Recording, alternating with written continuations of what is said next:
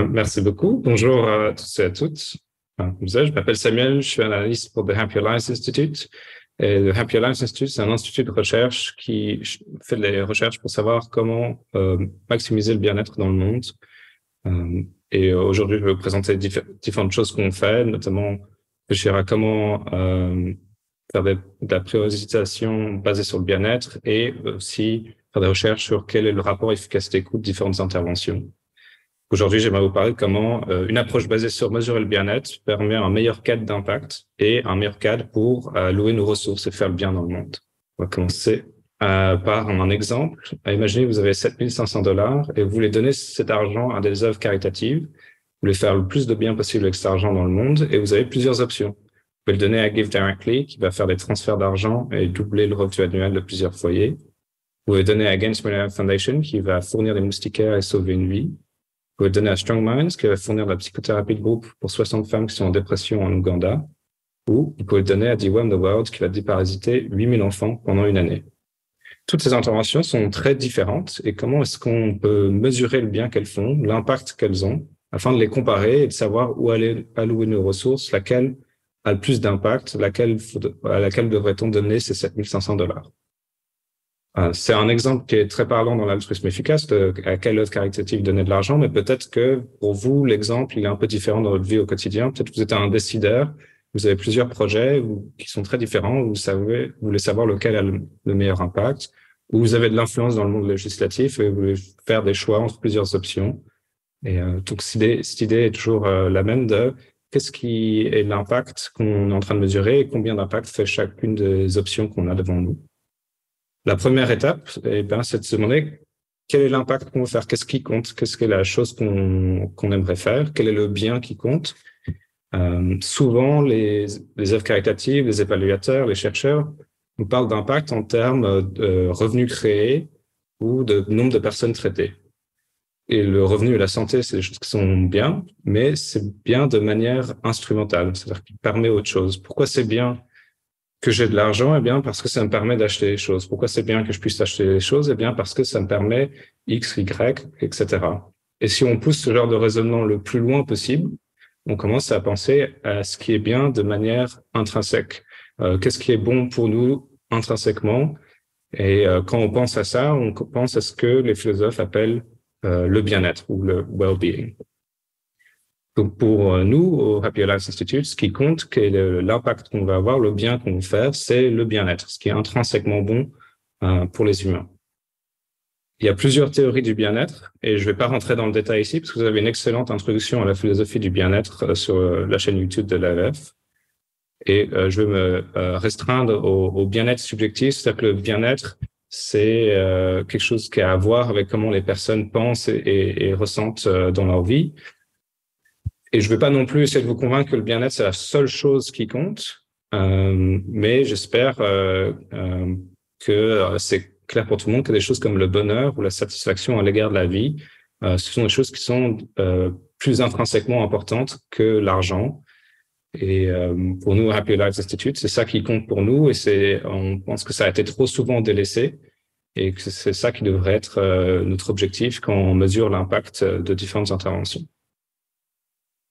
Une fois qu'on a déterminé que c'est le bien-être qui compte, eh bien, il y a une autre question qui est comment va-t-on le mesurer? Et là, il y a deux options.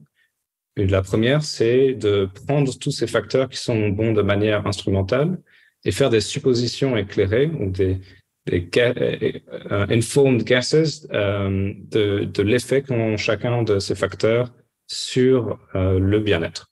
Et c'est à peu près ça que font les poids moraux de GiveWell. Au contraire, nous, on pense que si on veut mesurer le bien-être, eh bien, il faut mesurer le bien-être et on peut faire ça directement en obtenant des auto-évaluations. C'est-à-dire qu'on demande aux personnes de rapporter leur bien-être, de répondre à des questions comme quel est votre niveau de satisfaction à l'égard de votre vie. Et ça permet de directement mesurer le bien-être des personnes. L'idée de mesurer le bien-être avec des questions comme ça, c'est pas quelque chose qu'on a inventé. C'est un domaine dans la science sociale qui est en pleine croissance. Et ici, sur l'écran, vous avez des exemples de l'OCDE. L'OCDE a des recommandations pour ses pays membres de quelles questions utiliser pour mesurer le bien-être. En plus de cela, on ne veut pas juste mesurer le bien-être qu'une intervention produit à un certain moment dans le temps. On veut mesurer le bien-être qu'une intervention produit à travers le temps. Donc, on veut combiner le bien-être et l'effet dans le temps. Quand on combine bien-être et effet dans le temps, on obtient des Well-being Adjusted Life Years ou des Well-Bees. Il y a des années de vie pondérées par le bien-être. Je vais dire Well-Bees pour le reste de la présentation, mais voilà, j'ai essayé de le traduire. Et je vais expliquer un peu plus en détail comment on calcule un well-being, qu'est-ce que ça représente. Alors, sur cette image-là, vous avez le bien-être des personnes à travers le temps, et en bleu, vous avez le bien-être des personnes sans recevoir aucune intervention. Et en rouge, vous avez le bien-être que rajoute l'intervention à ces personnes. Et un well-being, ou une année de vie pondérée par le bien-être, c'est une augmentation de 1 point pendant 1 an, ou un équivalent de temps. Donc, toute cette zone rouge, tout le bien-être que rajoute l'intervention, ce sont les well-bees que produit l'intervention. Et l'intervention peut produire des well-bees en améliorant la qualité de vie ou en augmentant la quantité de vie. Et je vais revenir un peu plus tard sur augmenter la quantité de vie. Donc, je vous ai présenté que ce qui compte pour nous, c'est le bien-être. Et il y a différentes manières de mesurer le bien-être. Pour nous, ce sont les auto-évaluations qui sont la meilleure méthode. Mais il est juste de se poser la question, est-ce que on peut faire confiance aux suppositions éclairées? Est-ce qu'on peut faire confiance aux auto-évaluations? Et quelle est la meilleure méthode? Est-ce que les suppositions éclairées, par exemple, suffisent à avoir un bon cadre d'impact pour le bien-être? Pour savoir si les suppositions éclairées fonctionnent, il faudrait qu'on sache un peu quelque chose sur la qualité que font les personnes quand elles prédisent leur bien-être, quand elles font des suppositions sur leur bien-être. Et en général, les études montrent que les humains échouent quand il s'agit de faire des prédictions sur leur bien-être. Les humains ne sont pas très bons à prédire à quel point leur bien-être serait différent dans le temps ou dans différentes conditions. Une étude qui, je pense, illustre ça très bien, c'est celle-ci où les participants, on leur a demandé de faire des time trade-offs ou des marchandages temps, qui sont la base du QALY. Et en fait, on demande à des personnes qui n'ont pas certaines conditions de rapporter combien d'années de vie elles seraient prêtes à sacrifier afin de ne pas vivre avec telle ou telle condition. Et quand on demande à des personnes de faire des time trade-offs ou des marchandages temps, en moyenne, on obtient que ces personnes considèrent que avoir un léger problème de mobilité et une dépression modérée, c'est tout aussi mal l'un que l'autre, sont à peu près prêtes à sacrifier le même nombre d'années pour éviter ces deux problèmes. Par contre, quand on demande à des personnes qui ont ces conditions-là, donc on demande à des personnes qui ont des légers problèmes de mobilité ou des personnes qui ont une dépression modérée, on leur demande directement leur bien-être avec des auto-évaluations. Et bien là, on trouve que avoir une dépression modérée, ça a un effet beaucoup plus grand sur le bien-être qu'avoir un léger problème de mobilité. Ce qui veut dire que quand on demande à des personnes de faire des marchandages temps, de faire des prédictions sur leur bien-être, non seulement elles font des prédictions erronées au sujet de quel serait leur bien-être dans le futur dans ces conditions-là, mais en plus de ça, elles sous-estiment l'effet que pourraient avoir des problèmes de santé mentale sur le bien-être. On peut pas faire confiance à nos suppositions éclairées, mais est-ce qu'on peut faire confiance à nos auto-évaluations? Là, la première bonne nouvelle, c'est que les auto-évaluations ne sont pas des suppositions. On demande directement aux personnes qui sont dans des conditions de rapporter leur bien-être. C'est pas une supposition, c'est pas une prédiction, c'est vraiment comment la personne se sent sur le moment. En plus de ça, quand on a des auto-évaluations, eh bien, ça va comprendre tout l'effet que tous les facteurs instrumentaux ont sur le bien-être. Alors que si les auto-évaluations capturent tout l'effet sur le bien-être, par contre, les suppositions, si on omet un facteur instrumental qui est important, eh ben, on aura un modèle qui sera incomplet. Donc, par exemple, vous avez une intervention pour réduire la solitude dans le monde et vous mesurez que l'effet de votre intervention sur le revenu et ensuite vous faites des suppositions sur l'effet du revenu sur le bien-être, et ben là, vous allez avoir un modèle qui est complètement limité. Alors que si vous demandez des auto-évaluations des personnes qui reçoivent votre intervention, et ben là, ça aura tous les effets que votre intervention a sur des facteurs qui influencent le bien-être sera compris dans l'auto-évaluation de cette personne. En plus de ça, comme j'ai mentionné auparavant, c'est un domaine de sciences sociales qui est en pleine croissance. Il y a des grands organismes comme l'OCDE qui ont des conseils sur quelles mesures utiliser. Il y a des groupes comme l'ONS qui est le groupe de statistiques du gouvernement britannique qui mesure le bien-être. Donc c'est pas quelque chose qu'on a inventé nous sur le moment, c'est en fait c'est une méthode qui a plus en plus d'ampleur et qu'on est en train de présenter. En plus de ça, ces mesures sont statistiquement validées, c'est-à-dire elles sont fidèles ou reliable. À chaque fois qu'on les utilise, on n'obtient pas une réponse complètement aléatoire et elles sont valides. Elles mesurent ce qu'elles prétendent mesurer. Un bon exemple de la validité de ces mesures, c'est cette carte de la satisfaction à l'égard de la vie à travers le monde. Vous pouvez voir que les pays qui sont plus pauvres, qui ont des plus grands problèmes de santé publique, de conflits, etc., sont moins satisfaits à l'égard de leur vie. Pareil pour des pays en crise comme l'Afghanistan ou le Venezuela sont aussi moins satisfaits à l'égard de leur vie, ce qui semble confirmer que nos mesures de bien-être sont corrélées avec les choses qu'on attend d'une mesure de bien-être. Donc, j'avais présenté l'idée que ce qui compte pour nous, c'est le bien-être. Et pour le mesurer, la meilleure méthode, c'est les auto-évaluations. Qu'est-ce qui se passe quand on prend cette approche, quand on prend ces choses ensemble et qu'on on utilise cette approche pour déterminer l'impact de chacune de ces interventions que j'ai présentées dans l'exemple? Ça, c'est le travail qu'a fait le Happier Lives Institute pendant plusieurs années et que je vais vous présenter maintenant. La première étape, c'était de trouver des études sur des essais randomisés contrôlés dans des pays à faible et moyen revenu sur les transferts d'argent et la psychothérapie de groupe. On a trouvé plus de 80 études. On a fait des méta-analyses sur ces études en utilisant le bien-être comme résultat qui compte. Et on a calculé l'effet dans la durée pour les individus qui reçoivent les transferts d'argent ou la psychothérapie de groupe, ainsi que l'effet sur le foyer, ou ce qu'on appelle les retombées. C'est-à-dire que si vous avez une intervention qui augmente le bien-être d'une personne, c'est très important de regarder l'effet sur d'autres personnes, parce que c'est très probable que ça va influencer le bien-être d'autres personnes autour de ces personnes-là, les personnes dans leur foyer, par exemple.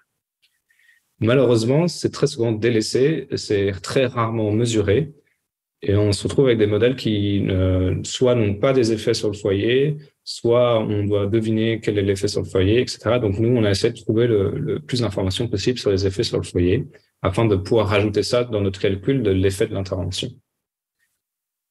On prend tout cet effet ensemble, l'effet sur l'individu et les retombées, et on divise ça par le coût de l'intervention, et ça nous donne le rapport efficacité-coût en termes de bien-être de l'intervention. Ici, on a le résumé pour les transferts d'argent de Give Directly et la psychothérapie de Strong Minds. Et vous pouvez voir que les deux interventions ont le même effet en termes de well-being, en termes de bien-être qu'elles produisent. C'est à peu près le même effet. Par contre, Strong Minds, fournir la psychothérapie de groupe, ça coûte beaucoup moins cher. Et donc, ça donne à Strong Minds un rapport efficacité-coût qui est 8 fois meilleur que celui de Give Directly. C'est 8 fois plus efficace à produire du bien-être de donner à Strong Minds qu'à Give Directly. Pour être très clair, je suis pas en train de dire qu'il faut donner la psychothérapie à tout le monde dans des pays à faible et moyen revenu. Je suis en train de dire que donner la psychothérapie pour des personnes qui sont en dépression, qui ont besoin de psychothérapie dans des pays à faible et moyen revenu, c'est un très bon moyen, avec un bon rapport efficacité-coût, d'augmenter le bien-être dans le monde. En plus de ça, ce sont des pays où c'est souvent difficile d'accéder ou même impossible d'accéder à des bons traitements pour la santé mentale. Et donc, avoir des œuvres caritatives qui fournissent cela, ça fournit quelque chose que les personnes ne pourraient pas avoir autrement. Ensuite, après Give Directly Strong Minds, on a tourné notre attention au déparasitage, au deworming, qui est une intervention qui est très connue dans l'altruisme efficace. On donne des médicaments à des enfants afin d'éviter qu'ils aient des vers et réduire le nombre de vers dans une zone. Et on a trouvé un essai randomisé contrôlé qui mesure l'effet dans le temps, qui est le même essai randomisé que d'autres personnes utilisent pour mesurer l'effet sur le revenu. Il se trouvait qu'ils avaient des données sur le bien-être qui n'avaient pas été analysées. Donc, on a analysé ces données et on trouve que tous les effets sur le bien-être sont statistiquement non signifiants. En plus de ça, les données en général sur le déparasitage, les études sur le déparasitage sont un peu controversées, ont des résultats mixtes. Il y a tout un débat, on appelle ça même les wormholes sur le déparasitage. Et donc, pour nous, la recommandation ici, c'est qu'il faut plus d'informations sur l'effet du déparasitage sur le bien-être. Pour vous rappeler un peu le contexte, on est passé de plus de 80 études sur les transferts d'argent et la psychothérapie, où on a pu faire des méta-analyses. Et ici, on n'a qu'une seule étude avec un cadre qui est incertain. Et donc, la seule recommandation qu'on peut donner, c'est qu'il faut plus d'informations. Donc, je vous ai présenté 3 interventions et maintenant, il ne reste plus qu'une comparaison à faire, c'est celle de Against Malaria Foundation et ses moustiquaires et de Strong Minds et la psychothérapie. Et en fait, la complication ici, c'est qu'on est en train de comparer une intervention, les moustiquaires, qui est principalement basée sur augmenter la quantité de vie, et Strong Minds, la psychothérapie, qui est une intervention qui est principalement basée sur augmenter la qualité de vie. Et c'est quelque chose qui est assez compliqué, même si dans le graphique que je vous ai présenté sur les well-bees, on a l'impression qu'il suffit de prendre le nombre d'années sauvées multiplié par le niveau de bien-être, et ça nous donne le nombre de well-bees. En fait, il y a 2 questions qui viennent compliquer ce calcul, qui sont 2 grands problèmes philosophiques, qui est quel est le mal que produit la mort et où est le point de neutralité, où est le point de 0 sur la mesure de bien-être, le point où le bien-être passe de positif à négatif. Et je ne vais pas rentrer dans le détail ici, notamment parce que je sais que c'est un sujet un peu compliqué, parfois très inconfortable de comparer quantité et qualité de vie. Mais j'aimerais pouvoir présenter 2 points. Le premier, c'est que les réponses à ces questions ont un grand effet sur les résultats. Et le deuxième, c'est que dès qu'on veut faire une comparaison entre la quantité et la qualité de vie, répondre à ces questions d'une manière ou d'une autre est quelque chose qu'on doit faire. Et c'est quelque chose qui n'est pas seulement pour une approche basée sur le bien-être. Mon premier point, donc, que ça a un grand effet sur le résultat. Ici, vous avez un graphique un peu compliqué, mais chaque ligne représente le rapport efficacité-coût en termes de bien-être des différentes interventions.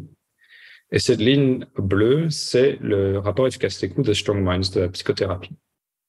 Et toutes ces lignes de jaune à rouge, c'est le rapport efficacité-coût des Against Malaria Foundation, des moustiquaires. L'information principale sur ce graphique, c'est que la plupart de ces lignes sont en dessous de la ligne de Strong Minds. Donc, la plupart du temps, Strong Minds a un meilleur rapport efficacité-coût que des Against Malaria Foundation.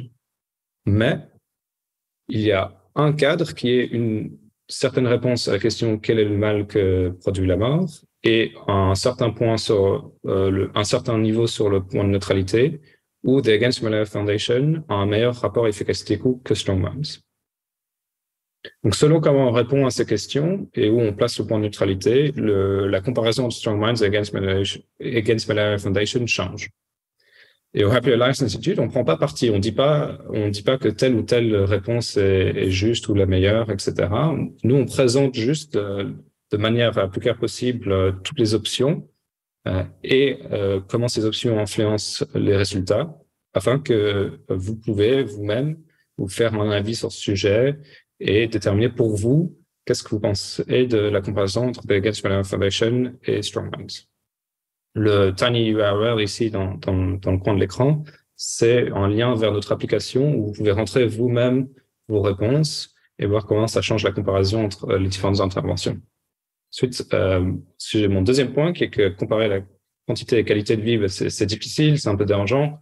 Mais c'est inévitable. Si on veut faire ce genre de comparaison, d'une certaine manière ou d'une autre, ces choix philosophiques vont être présents et on va devoir y répondre. Et ce n'est pas spécifique à une approche basée sur le bien-être.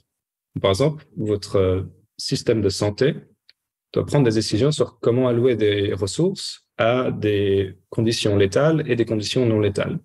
Des mesures comme les DALI, qui sont des mesures de santé, ont un certain parti pris sur où est le point de neutralité, où est le 0, et ont un certain parti pris sur quel est le mal que produit la mort. Et ils en avaient un certain auparavant et maintenant ils en ont un différent.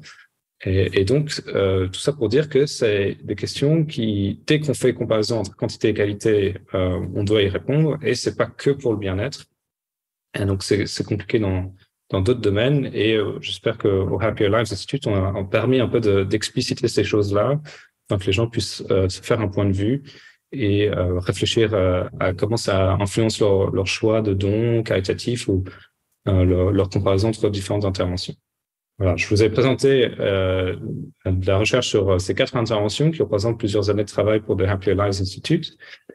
Et j'aimerais juste vous dire que maintenant, une grande partie de notre travail, c'est de trouver de nouvelles interventions, des nouvelles analyses de rapport efficacité-coût, et si possible, trouver des nouvelles interventions qui auront un plus grand effet sur le bien-être que celles que je vous ai présentées aujourd'hui. J'ai deux conclusions, parce qu'il n'y a que 2 choses que vous retenez d'aujourd'hui. ce sont que on peut et devrait mesurer ce qui compte, le bien-être, avec la méthode la plus directe, les auto-évaluations, et que notre recherche montre que cette méthode modifie nos priorités. C'est-à-dire que, notamment, améliorer la santé mentale dans les pays en développement a un bon rapport efficacité-coût, c'est quelque chose qu'on n'obtiendrait pas avec d'autres mesures, comme je vous ai montré que si on utilise des choses comme les time trade-offs ou les QALY, les personnes sous-estiment l'impact des problèmes de santé mentale. Et donc, notre méthode révèle une nouvelle priorité qui a été délaissée, notamment, qui est délaissée en général, mais qui était aussi délaissée notamment dans le monde de la traite efficace. Donc ça, c'était mes deux conclusions, mais j'ai aussi des choses à vous dire à vous si vous voulez contribuer à ce cadre d'impact qui utilise le bien-être. Le bien, c'est que le bien-être, c'est important, mais malheureusement, il y a trop peu de décisions qui sont basées sur le bien-être. Donc, si vous êtes un décideur, vous avez l'influence sur des décideurs, vous pouvez partager cette approche afin qu'il y ait plus de décisions qui soient basées sur le bien-être. Il y a aussi beaucoup trop peu de données sur le bien-être, notamment sur les interventions dans des pays à faible et moyen revenu. Donc, les interventions qui nous intéressent vraiment. Et donc, si vous mesurez le bien-être, si vous travaillez pour une œuvre caritative ou vous avez l'influence sur des œuvres caritatives, je vous invite, s'il vous plaît, à mesurer le bien-être des interventions afin qu'il y ait plus de données et on puisse avoir une meilleure idée de l'impact que font différentes interventions. Ici, j'ai deux exemples en anglais, une pour la satisfaction à l'égard de vie, une pour le bonheur. Et si c'est quelque chose qui vous intéresse, vous pouvez me contacter et on peut trouver les équivalents en français ou dans d'autres langues. J'ai des liens de l'OCDE. Tout ça pour dire que parfois, il suffit juste de deux questions très simples, de 0 à 10. J'espère que c'est quelque chose que plus de personnes peuvent mesurer. Surtout que c'est juste deux questions. Si vous regardez à mesurer le revenu ou la consommation, c'est beaucoup plus compliqué que une question sur la satisfaction à l'égard de la vie. Donc, j'espère qu'il y a plus de personnes mesurent le bien-être. Plus de ça, si vous êtes des chercheurs, vous pouvez contribuer en faisant plus de recherches. Il y a des recherches théoriques à faire sur les mesures de bien-être. En ce moment, on est en train de travailler sur la comparabilité, linéarité et neutralité des mesures de bien-être. Donc, des questions comme est-ce que si moi je réponds que ma satisfaction à l'égard de la vie est 6 sur 10 et vous dites aussi 6 sur 10, est-ce qu'on est en train de parler de la même chose? On est aussi intéressé par des comparaisons entre les différentes théories du bien-être et les mesures qui leur sont propres et si ça donne différentes priorités. Est-ce que la satisfaction à l'égard de la vie ou le bonheur donne différentes réponses? Et puis, plus de recherches appliquées, comme calculer le rapport efficacité-coût de différentes interventions, ou bien se pencher sur des sujets spécifiques dans ces recherches appliquées, comme les retombées, où je vous disais que les retombées sont négligées. Si vous voulez améliorer le bien-être dans le monde, eh bien, il existe des interventions efficaces pour améliorer le bien-être. Comme je l'ai présenté, Strong Minds a un très bon rapport efficacité-coût et vous pouvez donner à Strong Minds.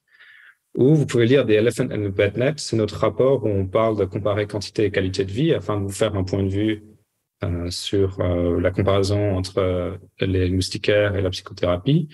Vous pouvez trouver aussi notre application en ligne pour entrer vos propres réponses.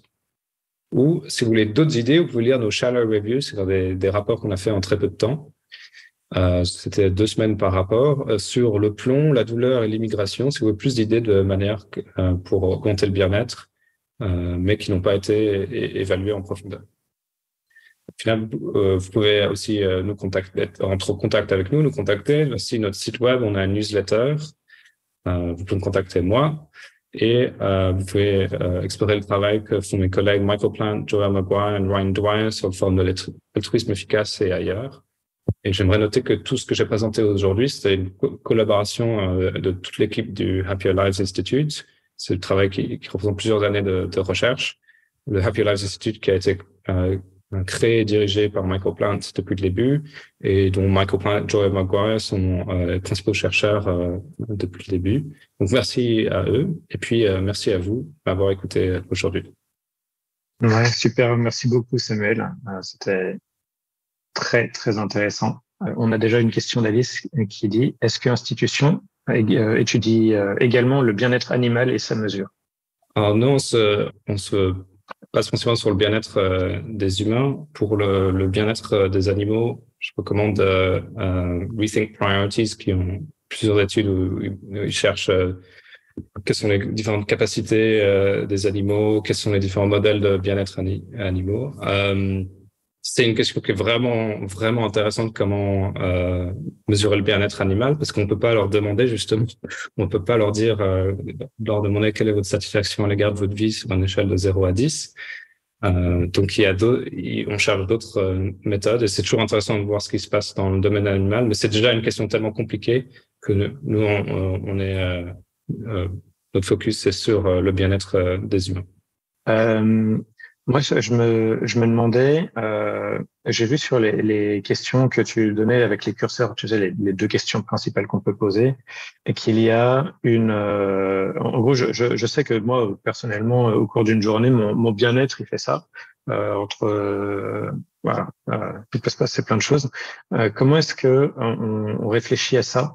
Je suppose, du coup, qu'une partie de la réponse, c'est de dire, de prendre un peu de recul, mais pas trop. Donc, si on me dit, tu te sentais comment le 3 janvier, je me souviens pas bien. Mais si on me dit hier, est-ce que c'était une bonne journée, une super journée ou une journée bof? Est-ce que voilà, comment est-ce qu'on gère cette très forte variation, j'imagine, au milieu d'une même journée, en peu de temps qui peuvent arriver? C'est une très bonne question. Il y a plusieurs choses qui se passent. La première, c'est de tester. Il y a une partie des choses qui est de tester est-ce que ces variations sont un problème pour les mesures, est-ce que ça représente un problème avec les mesures, est-ce que c'est que en fait la personne est en train de donner des réponses aléatoires.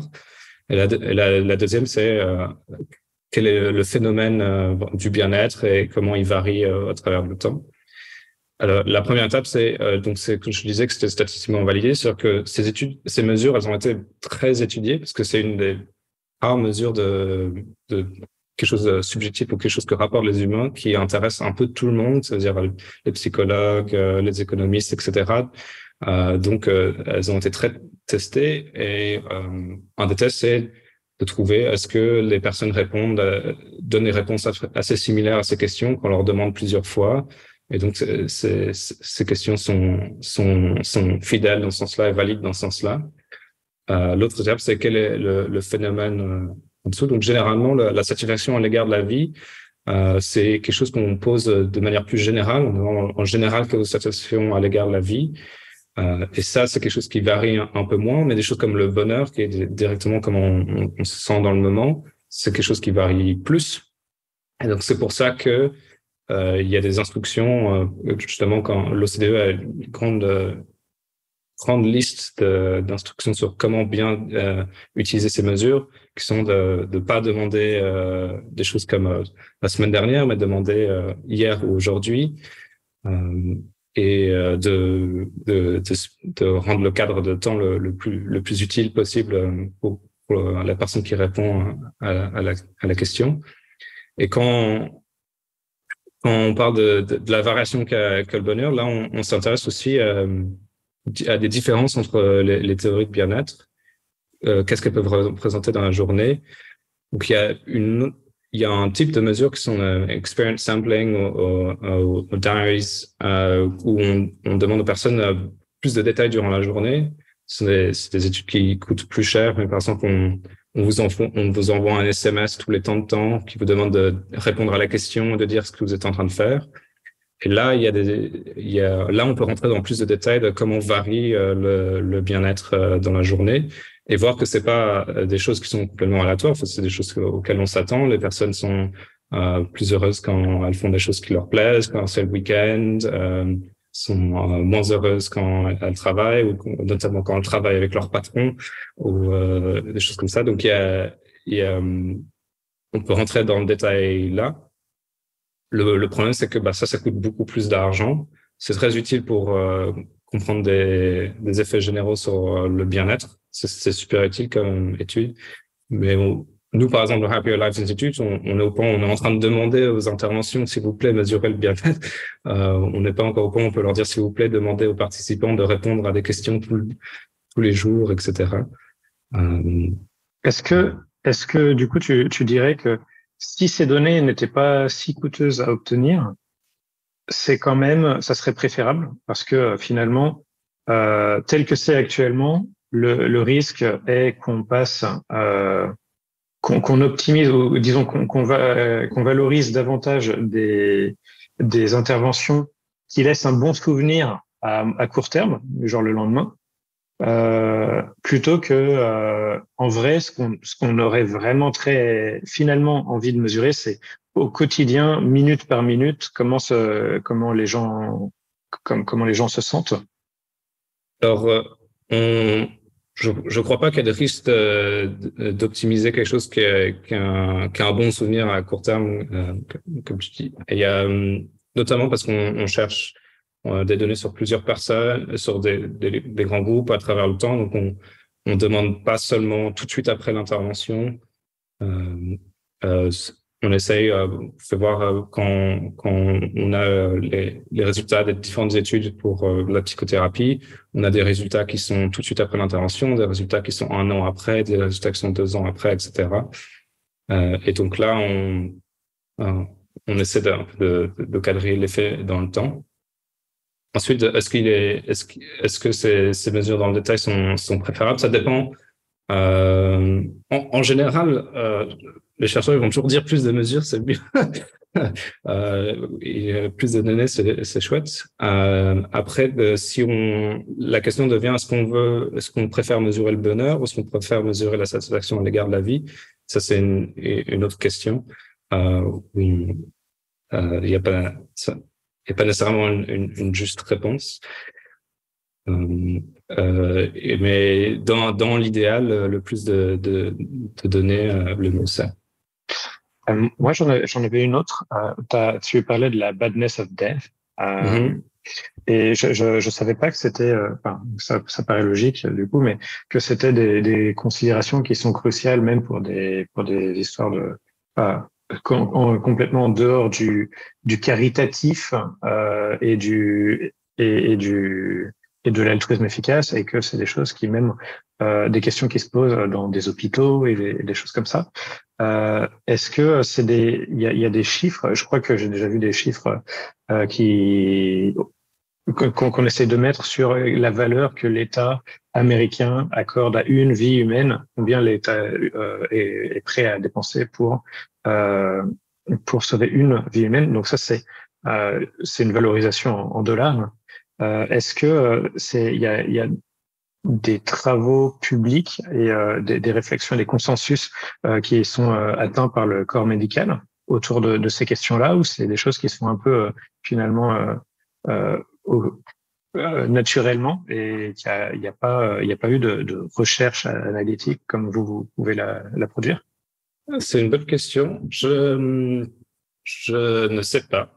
Je sais qu'il y a beaucoup de recherches sur différentes manières de faire l'évaluation, genre même les QALY. Je présentais, il y a différentes manières un peu de les calculer, de les faire, etc.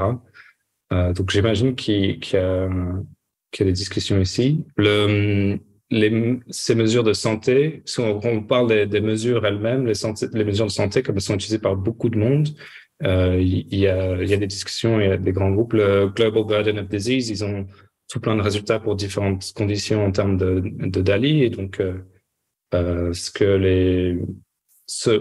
que les gens ont sur comment le DALY fonctionne, ça va l'influence là. Mais je sais pas exactement comment ça se passe, qui décide, qui donne la réponse de ça vaut ça c'est la décision. Je sais que la trésorerie britannique ils ont un document qui s'appelle le Green Book sur comment faire le rapport des efficacité coûts, et ils ont un appendix to the Green Book. Dedans, ils ont un certain chiffre pour le point de neutralité, par exemple, pour s'il faut faire des calculs en termes de bien-être. Donc, c'est des choses qui commencent à se faire. Voilà. Je sais pas exactement le détail dans les autres méthodes. Je sais juste que c'est des réponses que les gens doivent produire d'une manière ou d'une autre. Et parfois, ces réponses, elles sont un peu implicites dans juste la manière dont les gens ont décidé de calculer. Par exemple, Gevois ont décidé de calculer que la vie d'un enfant de 5 ans, ça valait tant. ils ont différents graphiques, différentes réponses, et ça suggère une certaine idée sur le mal que produit la mort, simplement dans la manière dont le calcul. C'est pas nécessairement qu'ils se sont dit, ah bah ça c'est mon point de vue philosophique sur la question, c'est juste que ça influence la réponse et qu'il y a d'autres manières de calculer selon d'autres réponses philosophiques. Merci beaucoup. On a une question dans le chat de Florent. Alors, je peux la lire, mais tu peux le lire aussi. En plus de vos études sur des interventions spécifiques, donc Strongmind, Give Directly, qu'on a vu, est-ce que vous étudiez l'impact de différentes politiques publiques au sens large? Donc, ça pourrait être intéressant, vu le débat qu'il y a parfois dans la plasma efficace, sur le potentiel d'impact des interventions très ciblées versus l'impact de changements plus profonds, comme les politiques en faveur de la croissance ou de la redistribution des richesses. Jusqu'à maintenant, non. J'aimerais bien, ce serait super intéressant. Pour un peu de contexte, on est une équipe de 5 avec 3 chercheurs et un philosophe. Donc tout ça prend beaucoup d'énergie, beaucoup de compétences.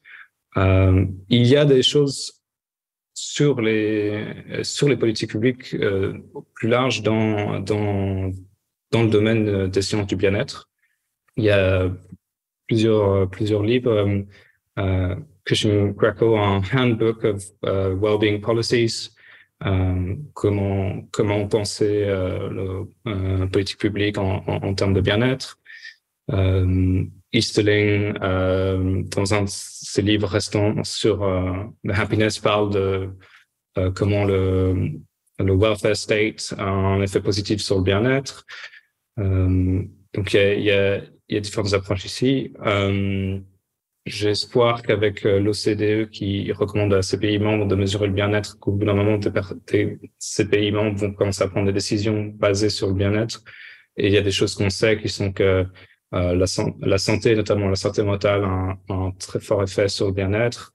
Les relations, la solitude ont un très fort effet. Le fait d'être employé, d'avoir un travail, ça a un grand effet sur le bien-être. Donc, ces choses-là, déjà, si ces choses-là, en fait, on tournait nos politiques publiques dans cette direction-là. Il y a beaucoup de discussions sur la croissance. Ça, c'est quelque chose, je ne rentre pas dans le détail, mais il y a des débats sur le fond de l'altruisme efficace. Il y a des débats sur le Easterlin Paradox, qui est que même si dans des mesures sur le long terme, la croissance économique des pays monte, mais leur bien-être reste le même. Alors que si on regarde juste dans un certain point dans le temps, l'argent est quand même corrélé avec le bien-être. Il y a des débats sur ce sujet qui est très compliqué. Un peu plus petit que des choses comme la redistribution de recherche, etc. Dans notre Shallow Report sur le plomb, lead exposure, on a essayé un peu, donc c'était shallow, c'est-à-dire que c'était quelque chose qu'on a fait en 2 semaines. On a essayé un peu de calculer quel serait l'effet du lead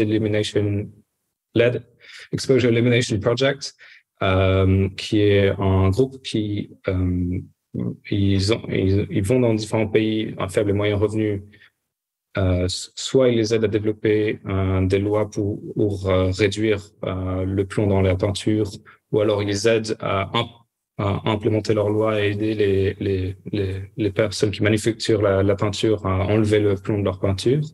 Et c'est de calculer en fait l'effet de ce travail qui est à un niveau un peu plus au-dessus que juste directement donner de l'argent ou de la psychothérapie. Et quand on a commencé à faire ce genre de travail-là, on s'est rendu compte que en fait c'est compliqué parce que la question de quel est l'effet causal de la politique publique devient plus complexe, etc. Mais donc la réponse encore, c'est jusqu'à maintenant, excepté pour ce que je viens de dire pour le plomb, non.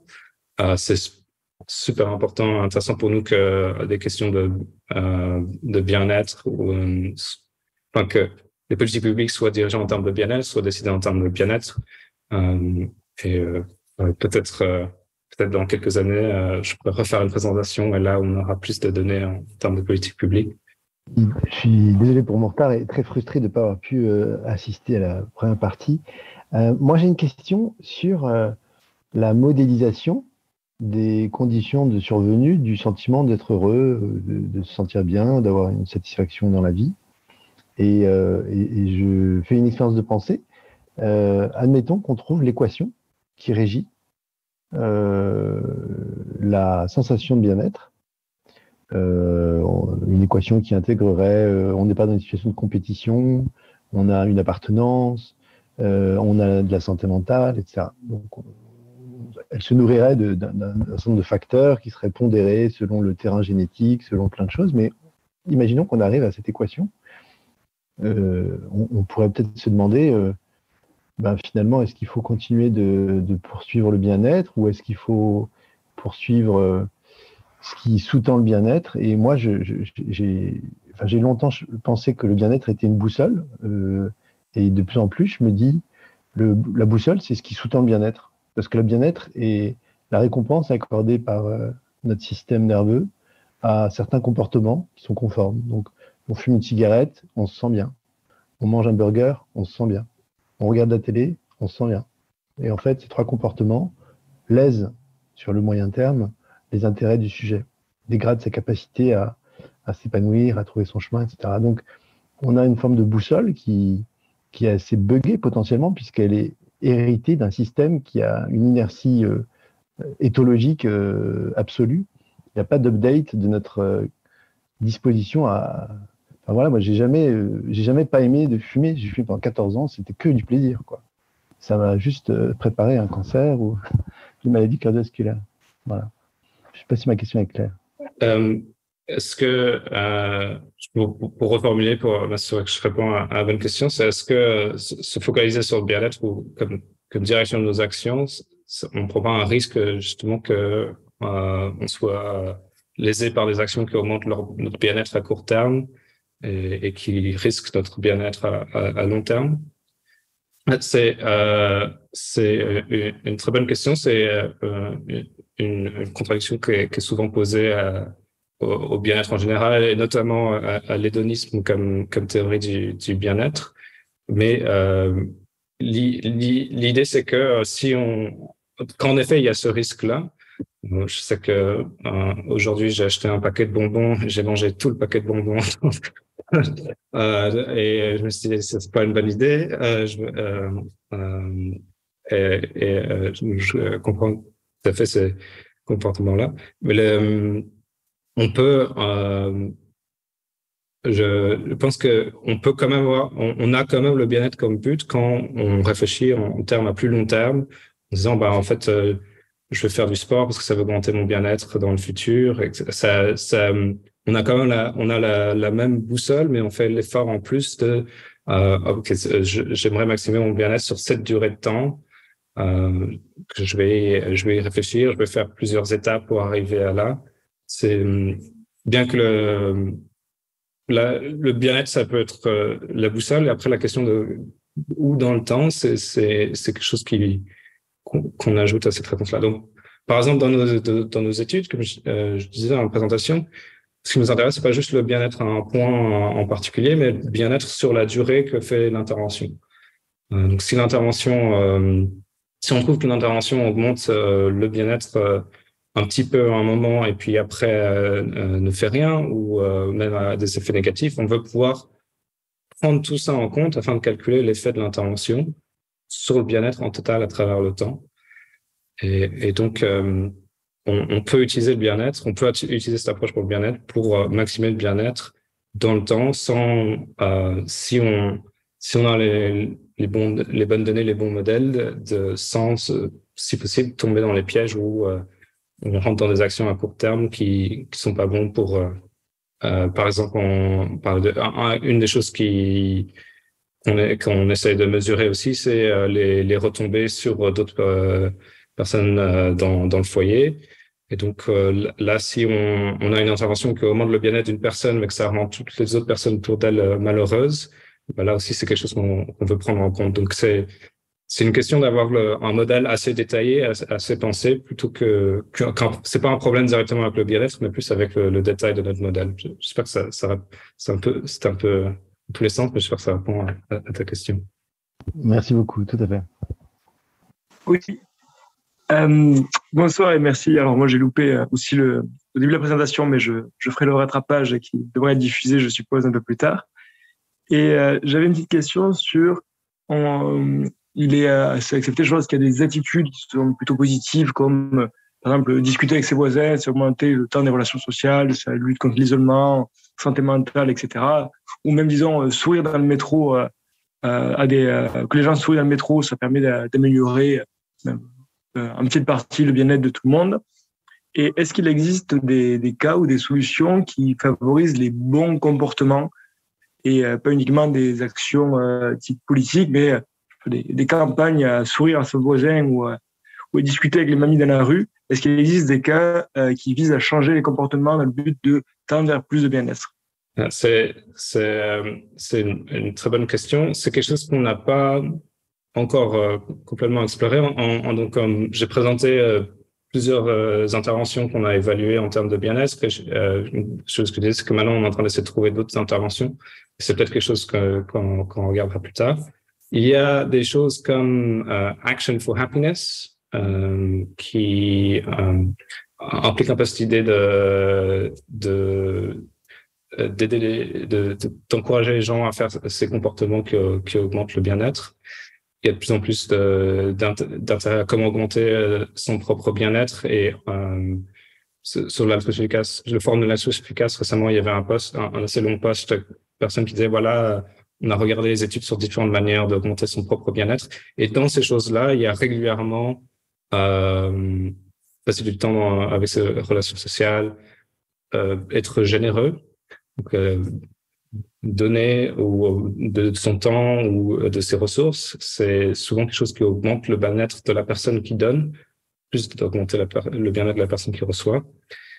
Et je sais pas le détail de toutes les interventions qui sont pour justement augmenter ce genre de choses-là. Donc il y a des choses comme Action for Happiness, il y a des gens comme des personnes en ligne qui essayent d'encourager d'autres personnes de faire ça.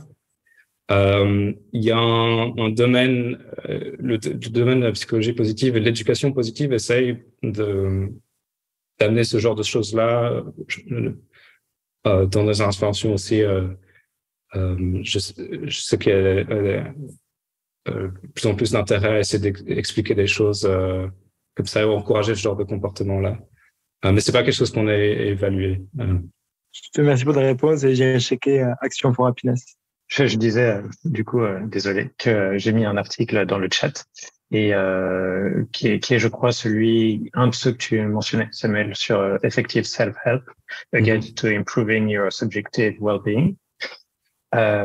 Et juste avant ça, donc il y avait dans le chat une personne, Mathieu, qui disait les drogues psychédéliques ont un effet très fort sur de nombreux troubles mentaux. Pardon. Est-ce que ces recherches étudient cet effet aussi en termes de bien-être? Donc, il y a en effet plus en plus de recherches sur les drogues psychédéliques comme la psilocybine pour aider des personnes avec des problèmes de santé mentale. C'est quelque chose qui est toujours en phase de test. On va voir ce que ça donne quand il y a plus en plus de grandes études, mais c'est quelque chose qui est vraiment chouette que les problèmes si on a de plus en plus de solutions pour aider avec les problèmes de santé mentale, c'est génial. Je crois pas que je suis pas sûr que ces études-là utilisent des questions classiques de bien-être comme la satisfaction et la garde de leur vie. Mais au Happy Lives Institute, on utilise les résultats sur des questions de dépression, par exemple. On les compte souvent dans nos mesures de bien-être parce que elles impliquent la plupart des questions dans ces questions-là sont des questions comme comment est-ce que vous vous sentiez, etc. Ce sont des questions sur l'affect, en fait, qui est une partie d'une théorie de bien-être. Donc, je pense qu'on pourrait évaluer, et quand il y aura toutes les données, qu'on pourrait évaluer ces choses-là en ces termes-là. Si la question c'était, est-ce que ça répond à la question, si c'est une question en plus générale sur les drogues psychédéliques ou c'était voilà, donc je ne crois pas qu'ils utilisent des mesures classiques, mais comme ils utilisent des mesures souvent de dépression, je pense que c'est quelque chose qu'on peut étudier. Quand il y aura des grands échantillons et des méta-analyses de ces données, ce sera vraiment chouette de voir si on a en effet trouvé une bonne nouvelle technique de réduire les problèmes de santé mentale. Nathan, une question? Oui, volontiers. C'est sur la fonction de ce phénomène qu'est le ressenti de bien-être. Est-ce que vous vous intéressez à l'origine, peut-être au cours de l'histoire de l'évolution, de ce sens, on pourrait dire, et à sa fonction, puisque tout phénomène coûte de l'énergie, donc on peut imaginer que s'il a été sélectionné, c'est parce qu'il procure un certain nombre d'avantages, soit à l'individu, soit au groupe auquel il appartient. Et est-ce que cette fonction du bien-être, vous l'étudiez, ou est-ce que c'est en dehors du scope? C'est en dehors du scope de ce qu'on fait nous. C'est quelque chose que les sciences du bien-être, c'est une question qu'elles se posent et qu'elles étudient. Il y a un aspect de cela qui est important, qui informe la manière dont un petit peu comment on fait nos modèles. C'est qu'il y a une question du hedonic treadmill ou de l'adaptation hédonique, qui est que il y a certaines études qui montrent que pour certains événements ou certaines conditions, l'effet que ça a sur le bien-être ensuite retombe. C'est-à-dire qu'on peut avoir quelque chose de négatif, on s'adapte à la situation et le bien-être, notre bien-être remonte. Et donc ça nous donne un peu une indication et que ce qui nous intéresse, c'est les choses auxquelles les gens ne s'adaptent pas ou qu'on ne s'adapte pas tout à fait. Donc, par exemple, les problèmes de santé mentale, c'est des choses auxquelles les gens n'ont pas tendance à s'adapter. Être dans une relation à long terme, c'est quelque chose qui a un petit pic et ensuite redescend un peu, mais quand même un effet positif dans le temps. Donc, ça informe un peu cette question que il faut faire en effet attention à l'effet dans la durée de ces choses-là. Et pour réfléchir. Et ça a des origines un peu dans le côté plus psychologique, évolutionnaire de sciences du bien-être. À cadre complètement personnel, c'est quelque chose qui vous intéresse. En ce moment, je trouve assez intéressant. Je suis en train de lire un livre qui s'appelle Good Reasons for Bad Feelings, qui est un livre qui étudie cette question-là plus sur les problèmes de santé mentale ou les problèmes d'émotion et ces choses-là. Et dans un cadre évolutionnaire, pourquoi est-ce qu'il y a ces choses-là et pourquoi est-ce que parfois ça tourne mal, etc. Ça, c'est ma lecture personnelle. Ça ne représente pas ce qu'on fait au Happier Lives Institute. Mais il y a justement, ça rajoute un intérêt de mesurer dans la durée les effets sur le bien-être pour être sûr que l'intervention a un effet dans la durée. Merci infiniment, Samuel. C'était passionnant. Merci beaucoup de m'avoir invité pour présenter. Merci tout le monde et à la prochaine.